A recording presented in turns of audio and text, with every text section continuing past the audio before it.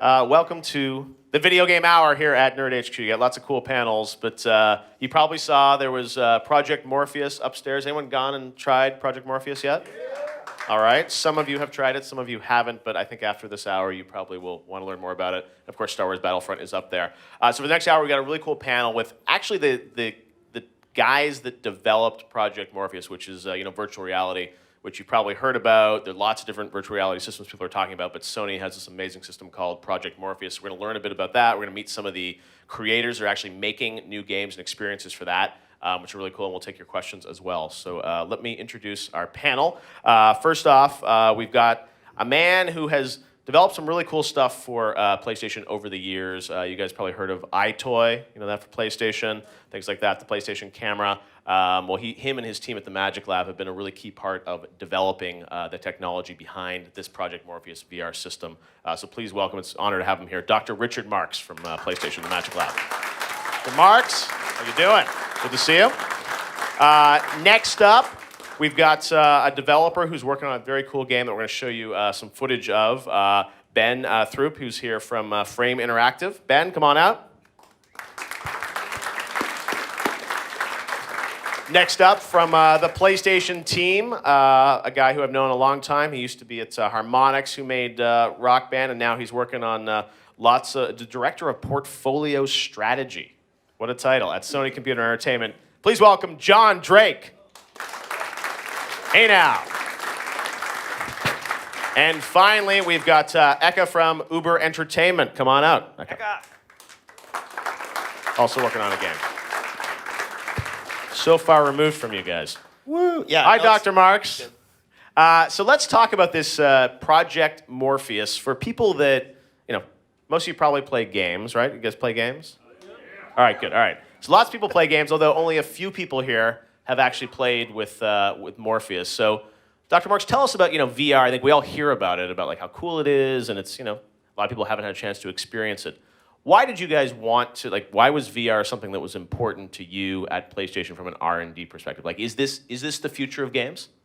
It's a future of games. Right. I mean, it's the most immersive kind of experience you could have in gaming. So there's a lot of energy behind it in the engineers and game creators in PlayStation. We've wanted to do it for a long time. The technology hasn't really been up to it. Now we can do it. So actually, we've been working on it a long time in various ways. The tracking technology comes from things we did back, in 1999 is when we did some of the tracking stuff. But then we've been working on it over the years. Now it's just reached this quality bar where when you put it on, the technology is no longer in the way, and it's just up to these experienced guys to be able to create stuff that's awesome for it. That's right, and games are going to be part of it. There's lots of other cool things. I know you guys are working with NASA on something, and there's lots of experiential stuff. Maybe before we move on, we can just talk a bit about some of the games these guys are working on and show you some trailers so you kind of get a sense of what this looks like, and then we'll get a little more in-depth. Okay, let's maybe start a bit with you and Wayward Sky. So Uber's up in Seattle. You guys have done some really cool games. Tell us, what is this Wayward Sky game? Why did you want to make it for Morpheus? So I saw the Morpheus demo at GDC, this past GDC, and I was completely blown away. So I was like, I want to get into VR and see what we can do. And Wayward Sky is a third-person adventure game, like a point-and-click adventure game, but instead of having a pointer, you use your head. So you look around in VR, click where you want to go, and you move around and interact. Should we take a look at a trailer for Wayward Sky? All right, here we go. First look at a Wayward Sky trailer. Let's hope it plays. Let's do it.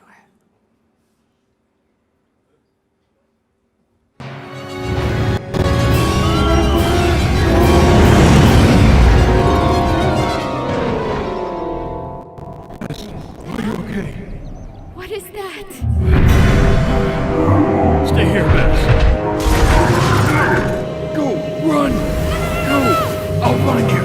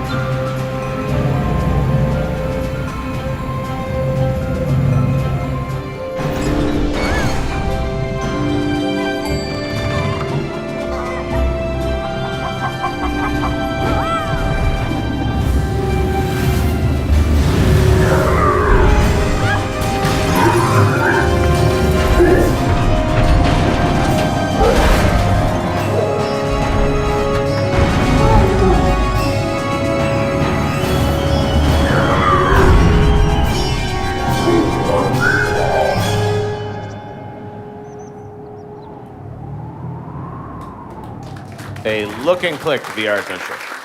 And what may not be fully evident from when you watch, it's one of the tough things about VR is like you watch a trailer and you think it's a traditional video game, but no, it's like you're actually moving your head around. So you saw a lot of games, you have those 2 analog sticks and you have to use the right controller to kind of move the camera around. In this game, you can actually, as you move your head, that's sort of the camera. So as you saw the camera tilting around, you actually kind of look around the environment. So VR is one of those things that's really difficult to describe. Yeah, we're going to spend the next 35 minutes describing it to you. It's going to be great. All right, moving on to the next one. Ben, your game, Headmaster. Tell us a bit about this before we look at the trailer.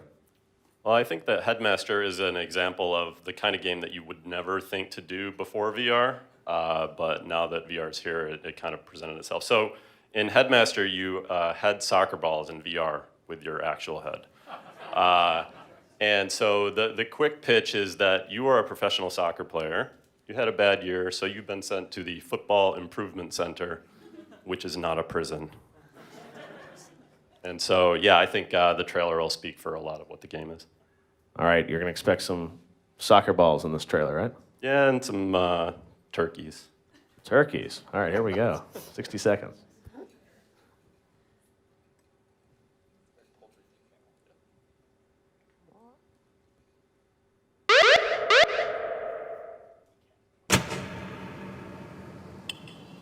Round 1. Target score is 40. Begin. During your stay, you will undergo increasingly challenging rounds of heading therapy. Earn at least 1 star to advance to the next round. Your club expects improvement. Do not disappoint them.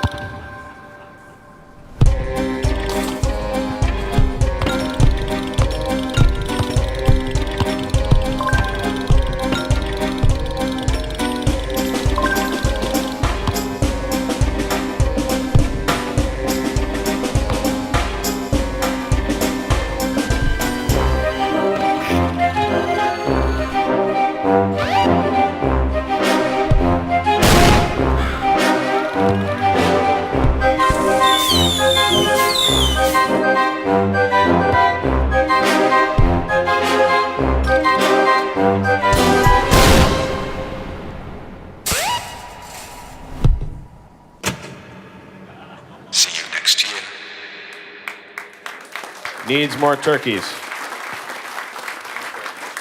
So these experiences you mentioned, Ben, this is something you're probably not going to play on a regular controller. John, when you're looking at the portfolio strategy of PlayStation, do you obviously want to have some new experiences for something like Morpheus? And that's I assume excites you guys thinking about the different kinds of experiences that can happen. And that's one thing with VR. I think when people hear about it, they're like, oh, what's Uncharted going to be like in VR and things like that. And that's, there probably could be an experience around that, but it feels like this enables new types of creativity, right? Yeah, I think that's what we look for the most. So my job, because portfolio strategy sort of sounds like an imaginary title, to a degree it is. My job is basically to see games and get excited about them and figure out sort of what everyone else will be excited about when you get a chance to play them. And there's a bunch of games that you'll be able to have a mode in X AAA game, right? That's VR sort of focused and tuned, but you can't just you can't just drag Call of Duty over and put it in VR and it magically works. So a lot of these games, especially the 2 that we showed, are really built from the ground up and they're really intuitive. So when a soccer ball flies at your face and there's a goal in front of you, you know how to go like that. Or when you want to move your character from here to there and there's a cursor, you know to look and hit the button. I think that we're seeing now a lot of custom experiences that really help people get acclimated to what VR is and what it can be. And have some really magical moments, like when the robot is punching you at the end and he falls, you can watch him sort of drift off into the distance, or when you can break a piñata with your face. Because video games, why not? Those are really novel and new experiences, and we have a ton of other games. I know Ubisoft is making Trackmania in VR, and that's a sort of a standard racing game, but really tailored for that experience. And we have stuff ranging from drive a spaceship and dogfight all the way down to run around in a cartoon World War II shooter. And one of my favorite ones I played at GDC this year is this thing called London Heist. Yeah, real And talk. that's like intense because you're there as the character, but you're trying to escape this room, and they're gangsters, and you have to duck below these drawers and find a key. That's a real first-person shooter. It's literally a first-person shooter. It is your face, and that game uses 2 Move controllers. It's our London studio run by Worldwide Studios, and you're being interrogated by this big Jason Statham-looking dude, and he's kind of in your face, and it's the first time in a game, I've been scared before in video games, right? Something jumps out from a corner and you go, oh God, and spill your drink everywhere. But it's the first time I've ever felt intimidated, right? As you're sitting there in your chair, and then you stand up and look him in the eye. Right. And someone told me it actually calculates like how tall you are, so it's like you look eye to eye Yeah, at he him. stares at you in the eye and Yeah. hands you a cell phone, and you can hold it to your ear and you hear it. And if you hold it to the other side, it moves around, and the 3D audio is really crazy. It's immersive, which is a really commonly abused word in VR, but it actually makes you feel like you're there to the point where you have to remember that like that desk is not in front of you. Don't try to lift yourself up on it, right? It's a virtual object. Be careful. But yeah, you can play some of that upstairs. We have that in the Getaway, which is sort of sequel where you're in a car and Russian gangsters are trying to take you out on motorcycles and you have to shoot your way to safety, and you probably won't win, so go try it and see if you can beat it. So there's so many of these cool experiences, and one thing that I found with the VR stuff I've seen so far is that they feel more sort of like short session experiences versus like here's a 30-hour RPG that you're going to be playing fully in VR. Dr. Marks, I wanted to ask you about sort of the trial and error and sort of figuring out like what kind of content works in VR, what doesn't work. I remember a year ago, March at the Game Developers Conference when you guys first revealed Morpheus, you talked a lot about sort of that experimentation. What are are there types of games that work better in VR than others? Well, you can bring over any world from any kind of existing game into VR, but then what you do in that world usually does need to change from a traditional game. Because you're present in that space, things, some of the games actually have you interact with the things around you directly, and that's surprisingly fun. So like in the Heist Getaway one, you're in a car, but you can like turn the radio knobs and change a channel and open up the glove compartment, and there's a soda in there. You could open the door and like lean out the side of the car. Don't fall out of the car though. So it's it's the mechanic of the game that has to change more than the art or in the world itself. But there are things obviously where you're in VR, it's immersive. Some people I'm sure are worried about like, oh, I'm going to get sick inside of this. It's taking over my world. It's strange that a lot of games like you're used to pushing on the stick forward for someone to walk. Here, obviously, if you start walking, you're going to run into a wall and things like that. So how do you adapt for that in sort of I guess a little bit in the hardware, but also in just the software? So people, like if you see somewhere you want to go, how do you can't walk, so how do you get there? Well, it depends on the game again. If you're in a vehicle, then a lot of the traditional controls work great for that. If you're not in a vehicle and you're standing, we have some kind of things where you have something like a flashlight in your hand. You can point in that direction, move in that direction, for example, is a way to do it. But sometimes you don't need to walk. There's a lot of things you can do without walking.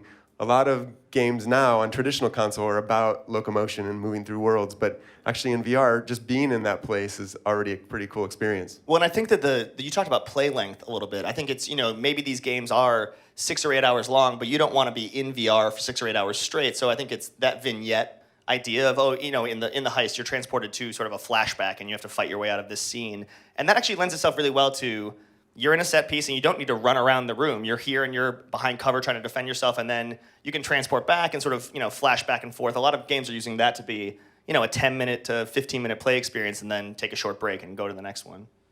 Which is nice. Yeah, also, we're showing these to as many people as we can, as often as we can, so we try to target a 5-minute experience so that we can let a lot of people try it. We can't really let people stay there for a long time. So all of the experiences right now are like that because they kind of have to be like that. I also like that it creates the opportunity for smaller teams and developers to sort of jump into VR. And this is, we love Naughty Dog and Gorilla and a lot of the big studios. And, I know Gorilla's working on something in VR. But it seems like, smaller companies like Uber can sort of get involved, jump in. It feels like the barriers to entry aren't as great as you might think to be able to, like, make a VR game. Maybe if you guys can talk, and Ben too, a little bit about, like, you guys as a studio, like building a VR game, what is that like? I mean, what are the challenges of, starting out on a little experimental game like this when, the hardware's not even out yet? So you're just sort of, it's really, I assume it's experimental and fun to start, right? Yeah, exactly. I mean, the first 3-4 months, we're still experimenting, but the first 3-4 months is like figuring out what you can do, what you can't do. I'm pretty sensitive to motion sickness, which is an issue some people have if it's not designed properly for it. I mean, you're talking about taking a Call of Duty or something like that and putting it in VR, that's going to make people sick. You can't just run around. If you don't adapt it and make Exactly.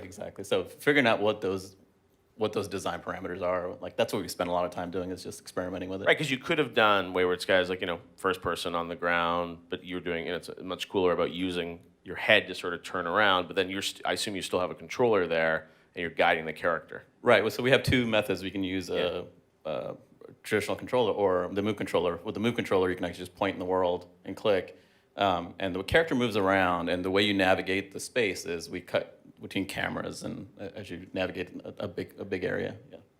Now, Ben, Headmaster feels like that's a game that can only be done in VR, or at least most effectively done in VR. That concept, was that just naturally popped in your head as soon as you saw Morpheus? You're like, oh my God, I know exactly the game that I want to make for this. I actually went to a game jam that was about how to use the positional tracking of VR, so what to do with moving of your head, and yeah, it just popped in like that. And I had a prototype within a few hours and knew it was fun. So then it was just about making the trappings of that interesting and. Yeah. But yeah, I mean, you talk about what the challenges are of VR. I think it's more about that it's such a open. There's so much opportunity for new design and new interesting things that I'm not sure I would call it challenging yet. It's just this crazy discovery period that developers are on, and then players are going to be able to come along with us as we're figuring out all the, like I said, if I pitch to you, oh, it's a game about heading soccer balls with your controller, you would just laugh. But I'm gonna strap a Vita to your face. right, exactly. It's I gonna mean, be there great. is opportunity for Vita strapping in other markets, but yeah. But I think that there's just so many games that we haven't discovered yet that can be done in VR. And with Headmaster, I kind of actually think of it what would I do in real life when I'm designing it? My wife and I like to play games where we'll throw a wadded up piece of paper into a garbage can and compete over that. So the design is actually what would be fun to do if you had a soccer field all to yourself and you could put anything there and compete over it. And so then it's oh yeah, sure, I'll break a piñata with a soccer ball, or I'll have a carnival thing. And so I think a lot of And it can explode too. yeah, sure, or exploding balls. I think a lot of it is about creating immersion for people and then breaking the rules of what they expect. There's a lot of opportunity there. The one thing that's really hard to describe as we're trying to describe it is the scale becomes really important in VR. I mean, you can feel if you're small or really big in a game, which you really can't get with traditional games. So I think also right now it's a great time for small teams because we're just still trying to figure things out, and small teams can move real fast and Yeah. Scale and speed, right? I mean, the other thing is that games have gotten faster and faster, and you look at how crazy Black Ops 3 multiplayer looks, where you're sliding backwards and you're jumping off a wall and shooting in the sky. And if you did that in VR, you would, in real life, if you were able to do that, you would probably not feel great afterwards because it's really terrifying for your body to be snapped in all those directions.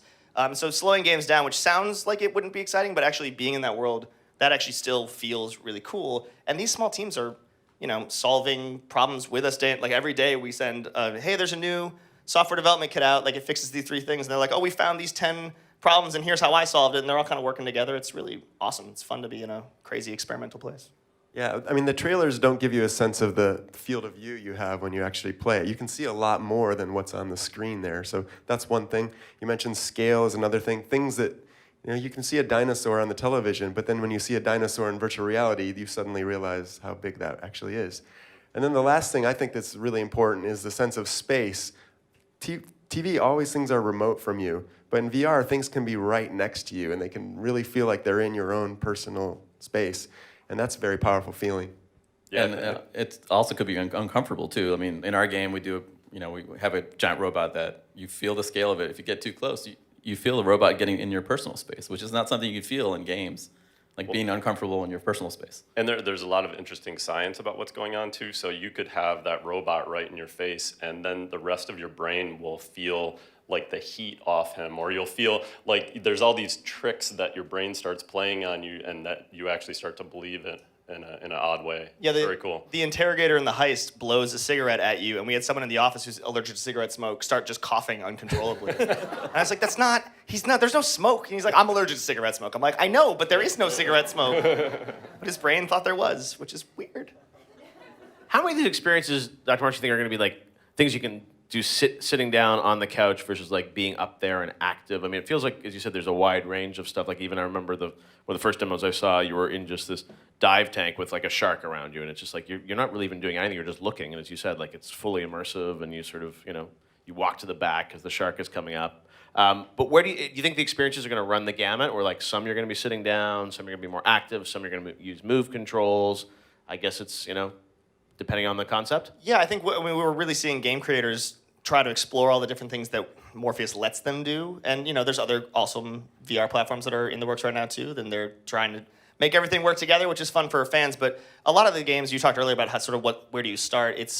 A lot of the games start with cockpit games, right? So Eve Valkyrie is a great one where you're flying a spaceship and dogfighting in space. And it feels really natural. You're sitting on your couch, like the TV was in front of you playing a game, but now when you look around, instead of seeing the laundry you haven't folded yet, you see like the left half of your spaceship. And that's pretty rad. And then you have games like Headmaster where you can stand up and you can headbutt, or you can do that sitting down, and then stuff like The Heist, which is a fully mobile game where it's tracking where you are in space. You have 2 move controllers that are your hands, and it gets kind of bonkers. But I think we're looking to support whatever game creators can come up with that's still safe and fun for people to do. No sprinting simulators where you run towards your television at high speeds. But the kind of neat thing about PlayStation is we do have that range of offering. I mean, you have the DualShock, which is great for those driving games, and then you have the moves for more of a kind of interaction with your hands or something. And then you can just use your head for a lot of things. There's another game, Street Luge, that they made where you just feel like you're riding on a luge, and all you do is tilt your head left and right to steer, and that's real easy to control too. But one of the things that's actually, you talk about input, right? So we talk about DualShock 4, and we're very much talking about single-player games. One of the things that Morpheus has that I think really makes it cool and unique is we have a demo of Monster Escape somewhere here, which is one of our Worldwide Studios teams, and in that, like you would play at home, like my favorite part about VR is showing people for the first time and talking them through it. Is I'm like, no, touch the radio and like turn the volume up to this dance music in this car, and they're like, why am I able to do this? In Monster Escape, it's that social experience of sharing with your friends. So one person is a monster inside this headset, and they're smashing through buildings and coming to the end, and the other 4 players control little characters who are throwing things at the monster, and he's like dodging, exploding barrels, but you really have a 4 versus 1 experience where someone inside the Morpheus sees one thing and the other players on the TV see a separate thing. So it's still your living room gaming experience with multiple friends, but one person has sort of a different experience, a little asymmetric. It's the kind of thing that because we are a console plugged into your television, with your stereo speakers already hooked up, we have some really cool opportunities to do weird things in games like the social screen. Yeah, I would say for Headmaster, that was the thing that really made me want to have it on the platform, was knowing that as one person sitting there trying to hit targets with their head and a soccer ball, other people can root them on, and it ends up being a social experience in the same way that it would be if you were doing it in real life, like if you were competing over something, and it really gets a lot of laughs, like being able to see that. And watching that, like you headbutt the last ball and it's rolling towards the target, and you almost have 3 stars. And we did it at GDC, and I remember Adam, like the last ball, finally tipped it over, and the whole room went, like freaked out. And that's not possible unless you can kind of see what is inside that headset. It's never the same as wearing it, but it's pretty fun. So, Dr. Marks, the actual Morpheus hardware, the headset, I know we don't have one here on stage, but you guys have probably seen photos of it, or it's this really kind of interesting white contraption. Tell us about the development of that, because you're putting someone on someone's head, you got to think about the weight, you got to think about the audio, all those other things. How did you guys come up with sort of the form factor or the way that it's sort of going to attach to the person? Well, I mean, we're a consumer electronics company, so we always care about those kind of things from the start. So from the beginning, we wanted it to feel as comfortable as possible. So we didn't want anything pressing on your face. That's a big no-no. So instead, all the weight is balanced. It's a balance, so if you hold it with your finger, it'll just be balanced. And it sits on top of your head, and all the weight is on top of your head. And if you wear glasses, the front part can move away to support wearing glasses. So all those things are really designed in from the beginning. So we have really good ergonomic guys in Japan. That Araki-san is the mechanical designer who has spent a lot of time, and he's still tweaking the final little bits of it to make it as robust as possible for mass market. And also this one, as you probably realize, or you may not know, it's like this will work just with your PlayStation 4, so it's not like you have to buy a separate system, right? I mean, it sort of will build on top of the existing PS4, which for developers too, I'm sure is exciting that you sort of know the exact specifications of the machine that you're going to be building to. Yeah, I know at home I have my big beefy gaming PC next to my Wii U and PlayStation 4. Like I have everything there, but a lot of people don't have the kind of crazy hardware that needs to power it, and luckily the PlayStation 4 seems like it's strong enough to power most of these games. I don't know how your experience has been making stuff for it. I was amazed that it works on there. I was Me too. really pleasantly surprised, and we've recently added move support to the game, and it just works. So you mean like yesterday also? Yeah, yesterday. Like literally 2 days ago. After E3, yeah. Yeah, ease of use for us is kind of overloaded, because for our customers, they can just go and buy it and plug it into the PS4 and it works. There's no like drivers and things like that. That's one side. But the developer side is like you can get some middleware and it's already supported. Morpheus works. You know exactly what somebody's going to run it on, you know, so it can target the experience to be exactly what you want. You can focus on making the game and not worrying about, well, can this person's GPU put out enough frames to make it not, because frame rate, to get like super nerdy, but it, you know, how smooth the world looks as you turn your head and how quick that refresh rate is Perfect. It's one of those things that makes you not feel great, and you know, really locking it at a really smooth looking frame rate helps a lot. Right. So when you guys are, developing VR titles, you're sort of developing something that's not going to come out until 2016, so it'll be next year when people will be able to get Project Morpheus. How much more sort of iteration do you think is there to go on these games? I mean, you're probably, as you said, discovering new things kind of every couple days or couple weeks on this. Where do you see VR going, like between now and this time next year or whatever when it's out? Like, how do you think your game's going to change? That's a really good question. I mean, I've been doing VR for the last 10 months, and even that time, we do a lot of game jams. Game jams are a really good way to get a lot of developers together and just exchange ideas. And we've seen a lot of new ideas come through even in the last 10 months. And I actually don't know where it's going to all go, but I know by the time Morpheus releases, we'll have some whole different idea of what is the game. I don't know what the killer app is yet. I don't think anyone really does, but there's a lot of cool ideas coming out and a lot of different ideas, more than I would think so, starting 10 months ago. When you talk about being, sort of working with other people in game jams and the idea of being inspired by other people who are creating in the space, and I think that's the most exciting thing about when the products are all launching in 2016 is seeing that launch slate, and there's going to be a bunch of really great games. I know we had like 17 games at E3, and we're going to have more and more to announce over the coming months, but there'll be a launch slate that'll be full of really fun experiences, and then there'll be a whole set of creators who see it and play those games and get inspired by those to go make other things. And so I think you're looking at,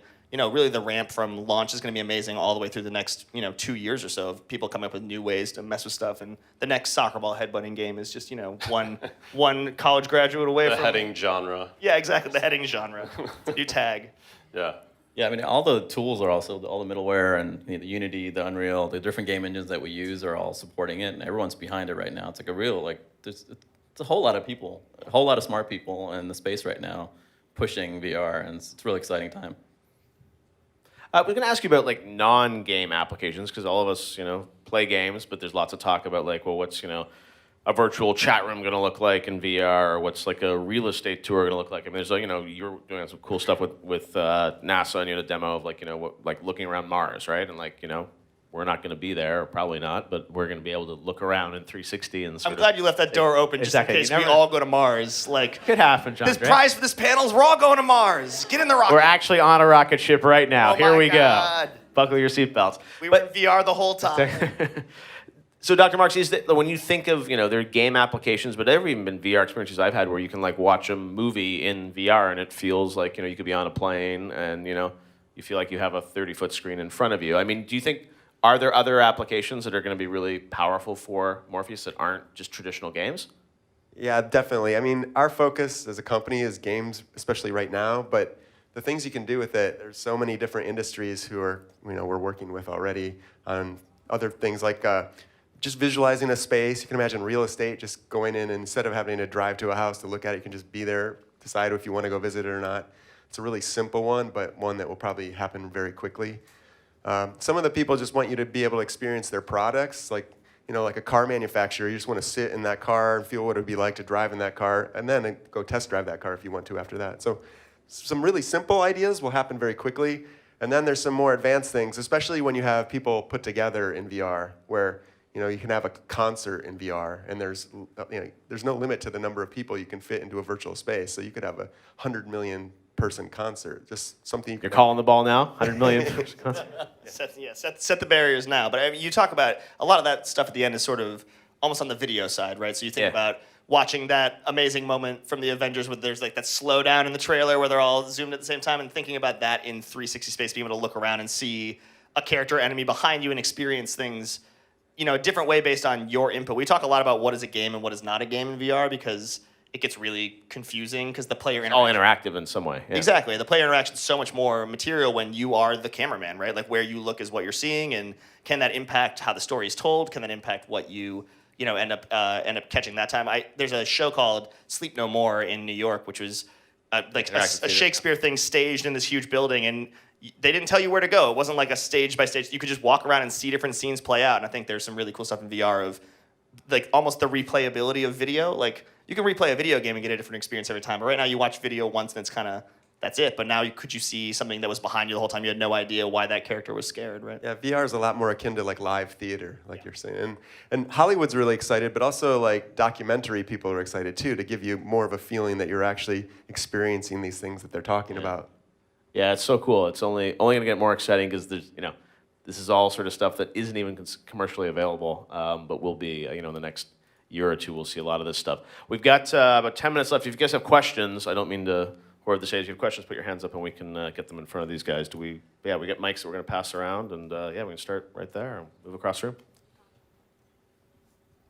Go ahead. Yep. All right. For Headmaster, I actually got the highest score. It was really fun. Exciting. I hit that. Is there a question, or are you just bragging? Well, You are now the world a champion. little brag and a little question. Okay. So how has it been just working for PlayStation? Yes, I would like to know this as well. Seriously, it's been amazing, and I think in a lot of ways it's because we're all on a journey together. And that sounds a little campy, but we're really all figuring out VR together. John says for 2 years. I think for 20 years we're going to be figuring out all the cool things that we can do. And so it's like they're supporting people like me who want to take a shot at making something that's totally out there. And then I think that the relationship is just such a fit that it's just been really great. All right. Thanks. Cool. We'll just pass it down the row to her. Yeah. Go to her in the front. Yeah. Slowly move across. Hi. One of the things I was really curious about is the live theater aspect of it. And I know some VR companies are starting to work with like Cirque du Soleil and stuff like that. And I was wondering if PlayStation was specifically working with any certain theater groups to bring live performances to the VR experience. We're working with some live performance people. I don't know about theater groups in particular, but Yeah, I think right now it's more that there are tech companies working with theater groups to say like, oh, we have this camera rig or this platform or this engine, and trying to get them sort of on board to that engine. And we're the platform maker, so we support anyone who wants to bring content that's not super unfamily friendly, but like anyone who wants to bring content to our platform. And I think that we've talked to a lot of people. We went to Silicon Valley VR, which is a whole thing. But like the tech industry sort of showing up and being like, I have this camera rig, well, I have this camera rig, and what would work better for my show? So I'd say anyone who wants to create content, there'll be a path to get it on PlayStation. And I think there's a lot of really cool non-game apps and experiences that are coming down the road. and we do some stuff on the tech side. So like, it's not obvious, but with audio, you have a full 360. Whereas with video, you have a limited field of view. So audio is something they use in live performances all the time to draw your attention, or you have something flash, you can do it visually if you can see it. But so these techniques, we're trying to build up a set of techniques that people can use to tell stories, so we help explore those techniques. Good question. All right. Pat, behind you actually, May. Oh, cool. So you guys had mentioned Unity 3D.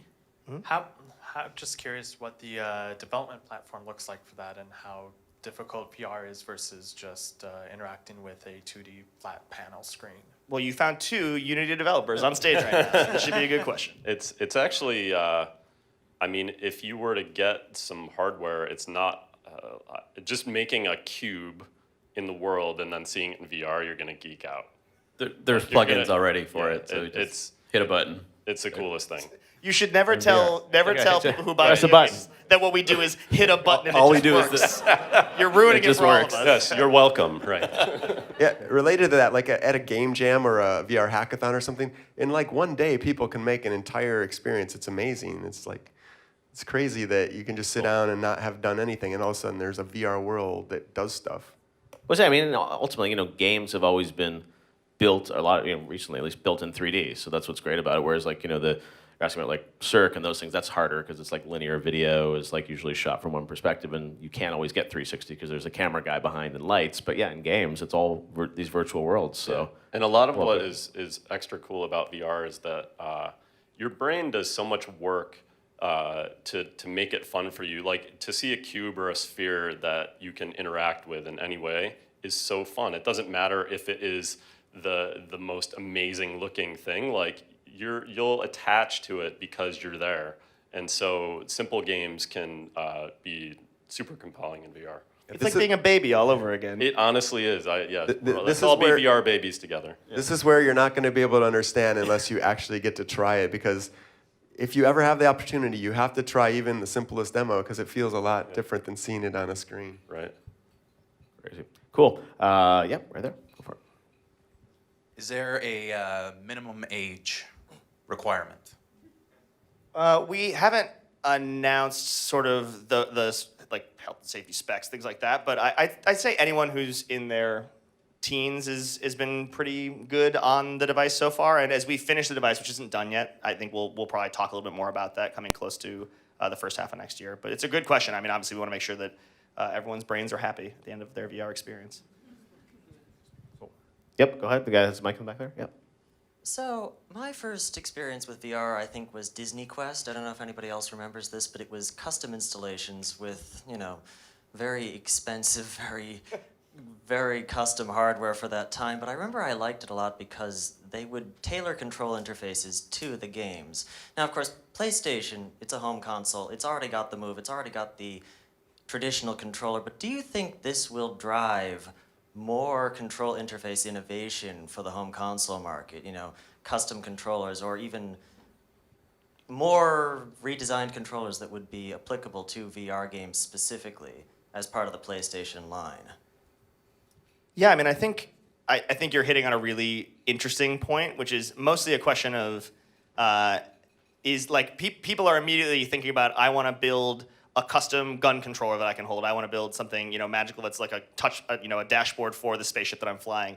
And I think that right now, because like the addressable market of it all, you'll want to at least also support, a DualShock 4 so that someone who doesn't have the extra bonus controller can still play it. But even at E3, we showed some prototypes. I would say they're less projects like these are and more prototypes of people who are skunkworksing cool things. So we had one game called Verzoom, where you literally got on a bicycle, a stationary bicycle, and put a helmet on, and you pedaled a bike, and you moved through this world, and you were pedaling, and the faster you pedaled, the faster the horse you were riding ran.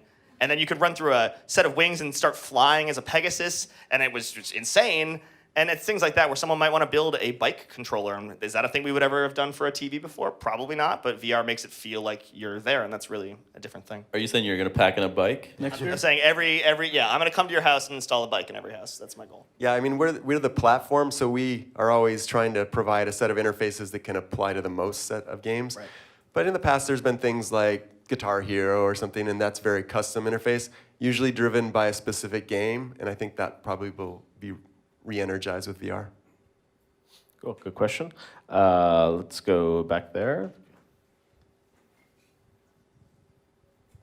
Kind of segueing off of his question, when this comes to market next year, is it just going to be the headset that's going to come with it, or is it going to come with like a pointer or a glove or something like that, like in the traditional VR experiences?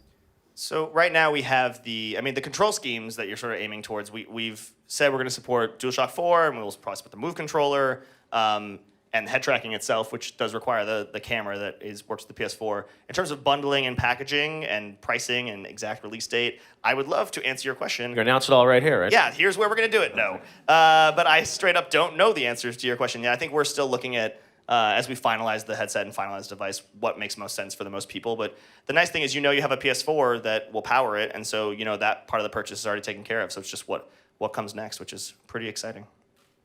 Cool. Good question. Sorry. Let's move down PR the front spun row answer. here for the last two questions. Oh my God. Was that the air conditioning Being kicking attacked. on? I don't know what happened. If at home you probably couldn't hear a the large shuttering. rodent just scurried through that pipe.